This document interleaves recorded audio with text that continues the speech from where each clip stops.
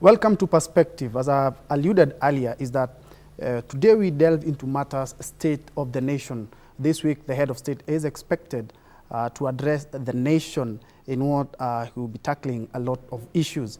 I've been joined by two gentlemen who are governance experts who will help us put the issue of state of the nation into perspective. On my immediate left, we have Martin Andati. Thank you. Karibu sana. Asante. And my extreme left, we have Mr. Job Ndege. Karibu bwana Ndege. Thank you. Quickly, this head of state will make will make the state of the nation address. But before that, he will have an exercise tomorrow to kickstart the Huduma number registration, the National Identity, the Integrated Identity Management System. What are your takes, Mr. Ndege? I think that number was long overdue. People are now digital, and we have so many aspects of government services that require a number. Yes. And for us in Kenya, those numbers have been almost 5 or 6 or 7. With digitization, there was no need of having all those many numbers. We needed one database that identifies Ben, Job, or Martin, and whichever aspect of government services that one will go for. And even beyond government services, you get identified by one number. Yes. Of course, there were some genuine concerns, more so to the DNA and the rest, where people felt a bit insecure, let me put it so, Yes. on some government party keeping their DNA. Yes. But I think as we mature and as we start trusting our systems, ICT systems do get trusted Yes. with time, then even such data can be stored. People do store them. It's good to have your details stored somewhere digitally. Yes. Yeah, so I'm happy that the High Court saw it good to let the government go on with its a plan, save for those caveats that they put forth, both for the DNA and some of those privacy issues that people had raised. Being a governance expert, what is your take on this?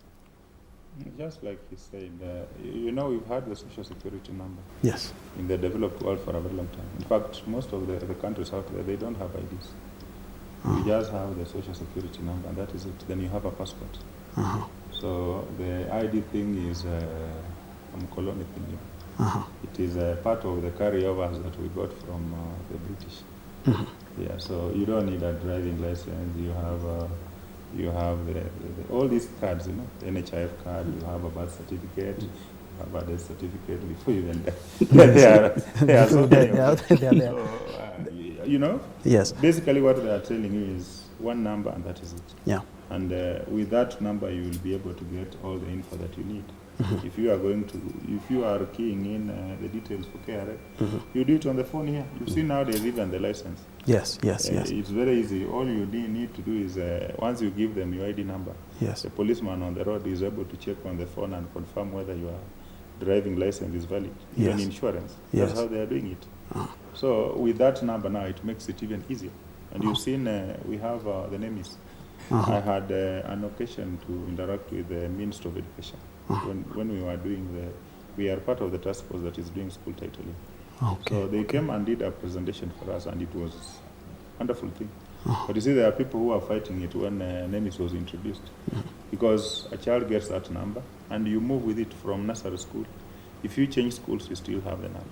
It's very easy in terms of planning. It's easy in terms of the government knowing how many kids you have in school. So it's the same thing with this other Huduma number.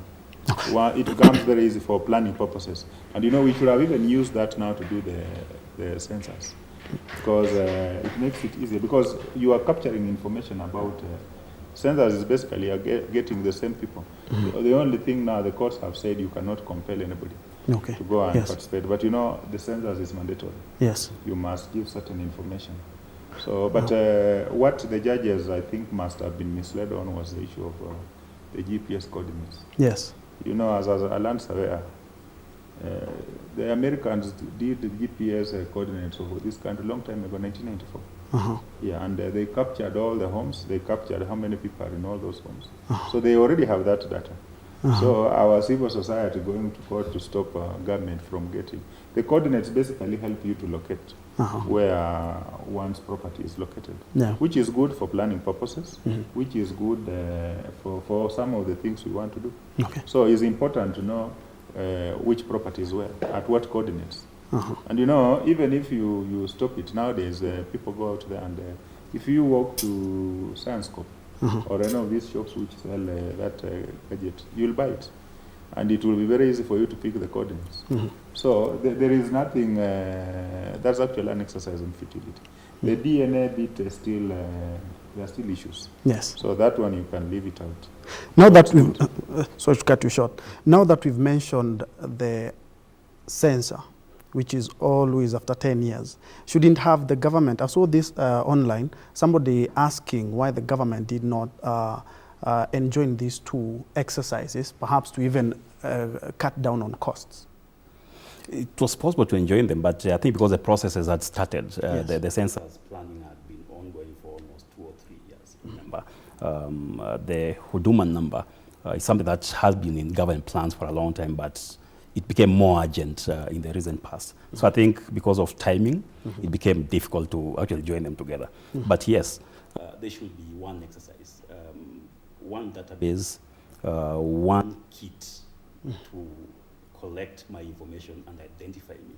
It's possible, technically. Yeah. I'm also an ICT expert, and I know that there is no point in picking my fingerprint during the IBC time, picking it during the census time, and picking it during the NIMIS time. It can all be one. But you know there has been a lot of shenanigans about these biometric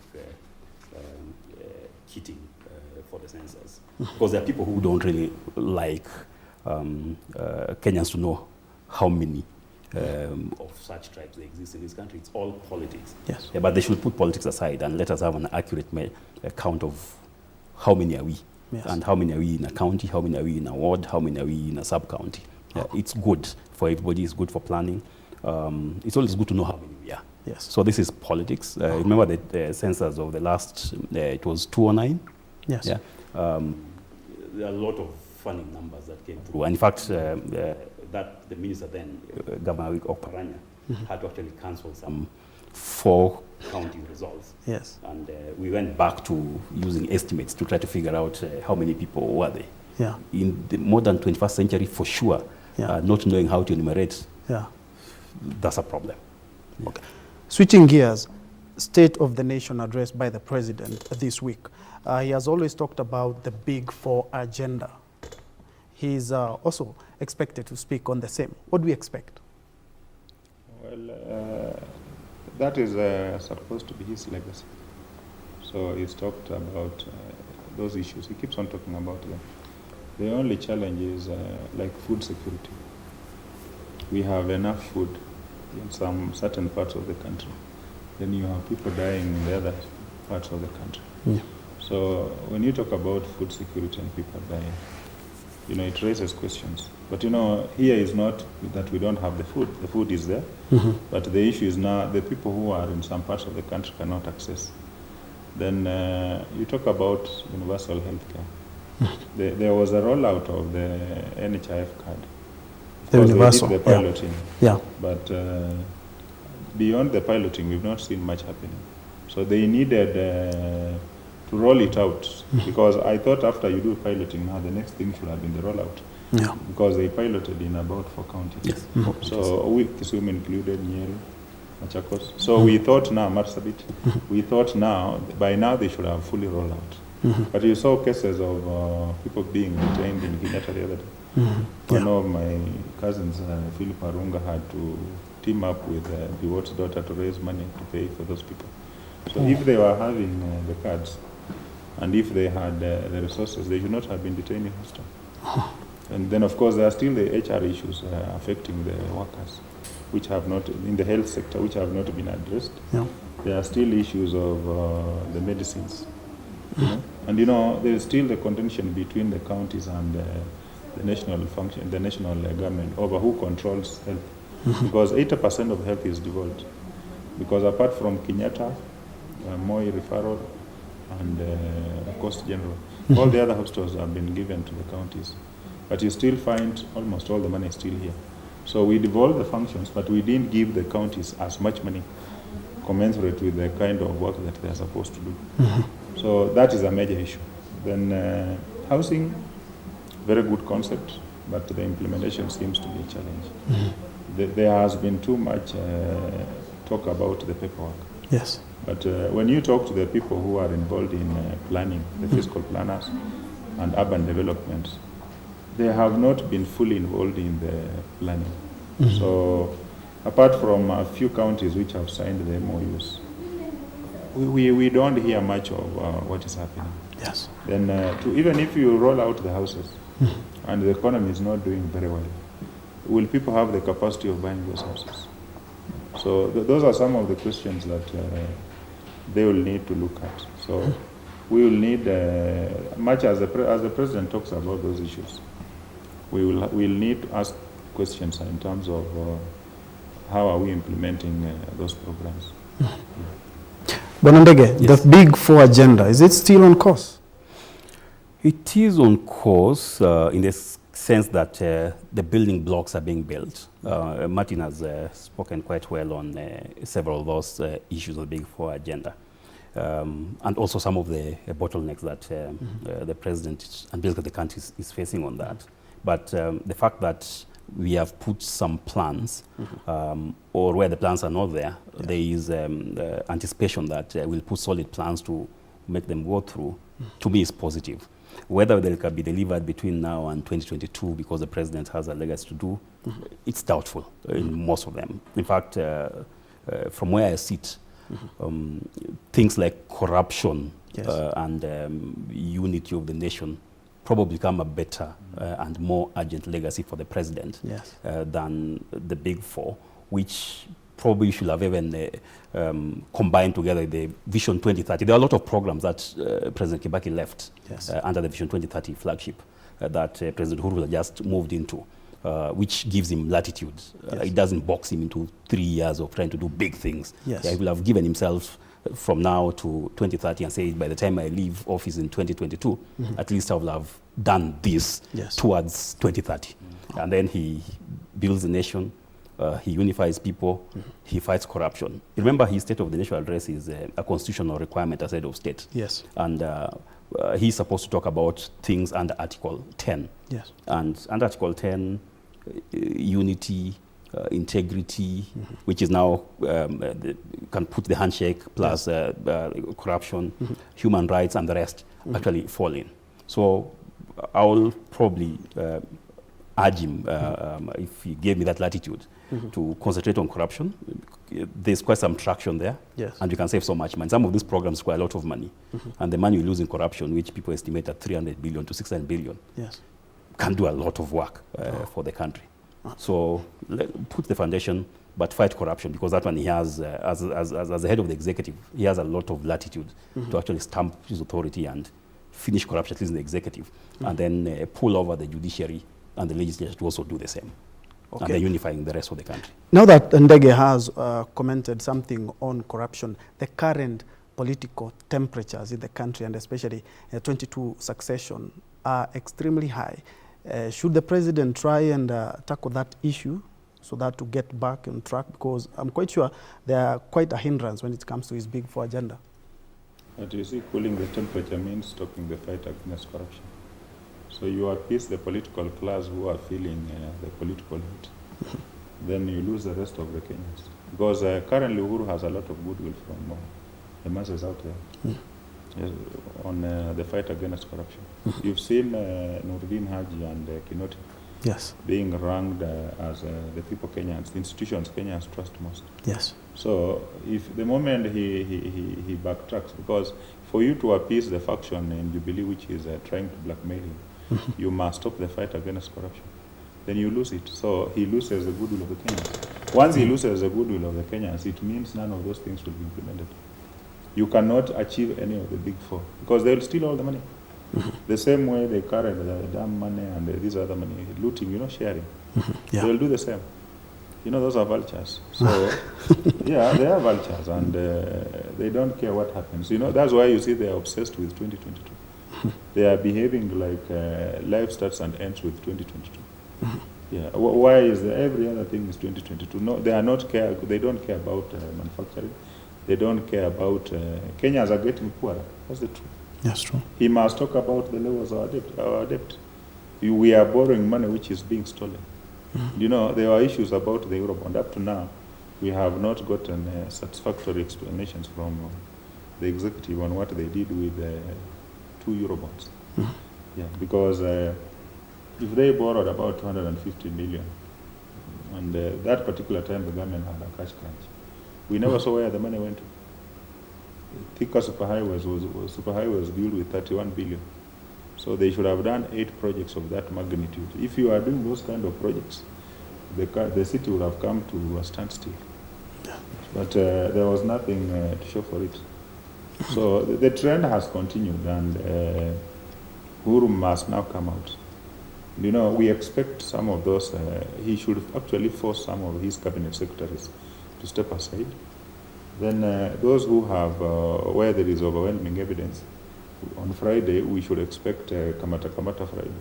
We expect Kinoti to dispatch his boys so that some of those guys can be arrested and arraigned. But there is a problem in the courts.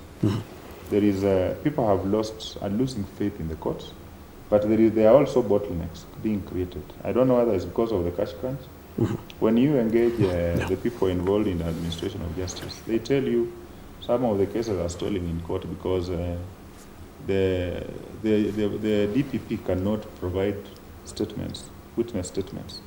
You know, some of the cases, there are as many as 30,000 pages. So if you are to do 50 people in a case, Yes. you know, it's quite a lot. But the DPP doesn't have money to do the photocopies. So the cases stall, you know. And you know, these are national television, so we are saying it so that they know, Kenyans know that there's a problem.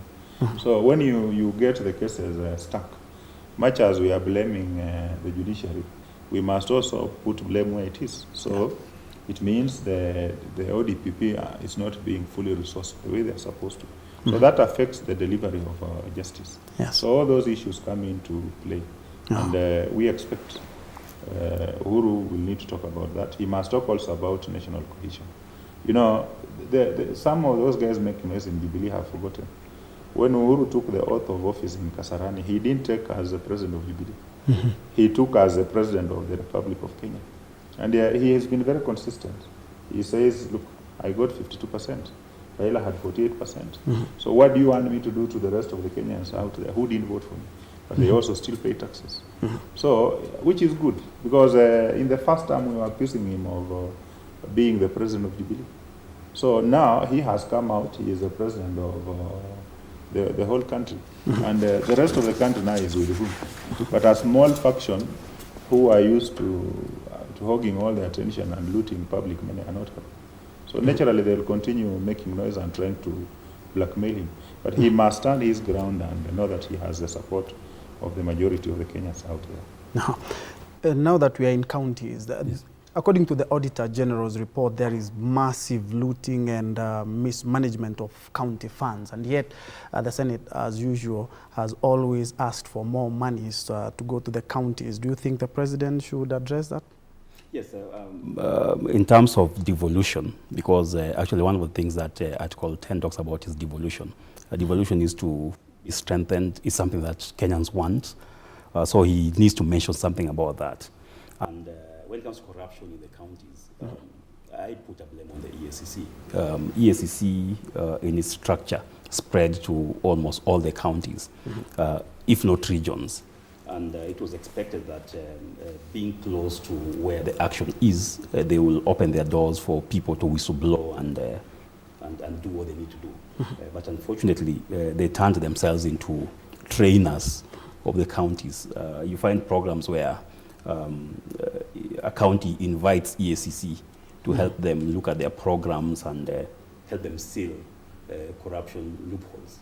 Now you wonder, will EACC be a trainer, a collaborator with the county, or they'll be a watchdog? So I think that's something that needs to come very clear. I know one of their mandates is to train and help people understand that corruption is not good and using all sorts of mechanisms. But that issue where they come to your county and they train you on corruption, they say that they're supposed to investigate you, I think that's something that you need to cut. So The other day, the president, in his order of government, now started talking of trying to replicate what the DCI does at the center with the regional commissioners and the local county police. I think that will also work. So at the county level, sub-county, there will be some kinoti who can also start acting at that level. That will help spread the investigative arm which is required to fight corruption. And then people must be vigilant. Yes. I think for a long time, people have not talked loud enough against the county chiefs. There is so much wastage of funds, both from the legislative arm of the counties and the executive arm. And most of the times you find like probably half the county supports that pilferage and the other half doesn't support it, because there's this politics of maybe it is our man or our woman and it's our turn. But if we can do what the president is doing at the top, we empower his executive arm, because at the moment it seems like the executive side, which is doing quite well in the fight against corruption, then there will be some results. And I also expect him to put so much pressure on the other two arms. He should actually put a lot of pressure on them, like the other time when there was this anti-corruption conference. Yes. And he told the judiciary that if you guys can't fix it, Yes. we will fix it. Yes. The other time he told part of his executive that if you can't fix it, Wananchi will fix it. Yes. Yeah. So as he does what he needs to do, and he encourages us Wananchi Yes. to start thinking of other ways to fix this thing, then we will actually fix it. As we wind up, would you give a year ago and now, before he makes his maiden speech, has he done something from his last speech to this? Would you give him a thumbs up or a thumbs down, or everything is equilibrium? You know, a year ago we were still struggling with the issues of the elections. So he is trying to unify the country, but of course, as I've told you, there is a faction which is not happy. Of course, revenue collection has slightly improved, but by and large is almost stagnated. Then one serious issue which they need to look at is the cost of credit. You know, look at the people being auctioned. People borrowed money, they did projects, they can't service the loans. So they need to look at the cost of credit seriously. And the starting point will be they must look at the cash ratio, the money that the banks keep at central bank. If you reduce the cash ratio, you give the banks more money. Two, they must look at the amount of money that the government is borrowing. We are overborrowing, you know, both from the domestic market and from the foreign market. But you see now, the president was in China the other day trying to take another loan for SGR. Is that really a priority at this point in time? I don't think it is. It's a good project, but at this point in time, I don't think we need it, because we are up in debt. Then they must also look at ways of making sure that those people who are owed money by the counties and the national government, they get paid some of that money, so that they can be able to service their loans, and that will also release more money into. In fact, we actually need an economic stimulus package, so that you have some money now circulating out there, and that will help even the economy grow. You will see the revenues go up. But you know, you keep on taxing and taxing and taxing, then until you tax poverty, then at the end of the day, you will not have anything more to tax. So you grow the economy, you create opportunities, then you'll create jobs and you'll create more revenues. It's common sense. I'm not an economist, but I understand those basic issues. Murara did it during the NAC time, and we saw it work. Uhuru also, when he was finance minister, he came up with economic stimulus, and you saw it did wonders. So there's nothing new that they need to do. With a few of those things happening, you will see a big difference in our lifestyles. Okay. Gentlemen, thank you so much for coming. We pressed for time, but quite hoping all of these things we've talked about, the president will be able to look at them. Well, that's the end of Perspective. We are back with business news.